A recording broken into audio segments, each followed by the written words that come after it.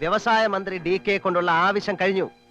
ഇനി അവൻ ആവശ്യം അവന്റെ തോന്നിയാസങ്ങൾക്ക് മറയായി ആഭ്യന്തരമന്ത്രിയുടെ സഹായമാണ്. എല്ലാരും എനിക്കറിയാൻ നെട്ടൂരാൻ മുതലാളി. ഏതോ കഥയിലെ എന്നോ മരിച്ചൊരു കഥാപാത്രത്തെ പൊക്കിയെടുത്ത് വികാര പ്രകടനം നടത്തുന്ന നിങ്ങൾ എന്തിനാ ഈ തോന്നിയാസത്തിന് കൂട്ടു നിൽക്കുന്നത്?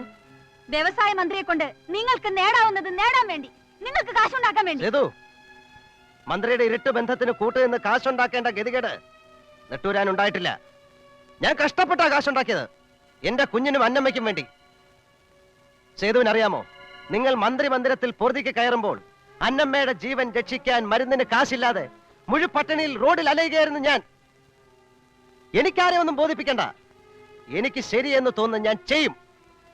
മന്ത്രി കസേരയിൽ ഇരുന്നുകൊണ്ട് സേതു നെട്ടൂരാനെ കാണരുത്.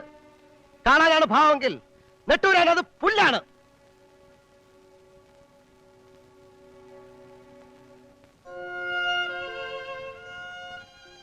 ഈ നെട്ടൂരാൻ വിളിച്ചതിൽ കൂടുതൽ മുദ്രാവാക്യങ്ങളൊന്നും സേതു വിളിച്ചിട്ടില്ല. അത് മറക്കരുത്.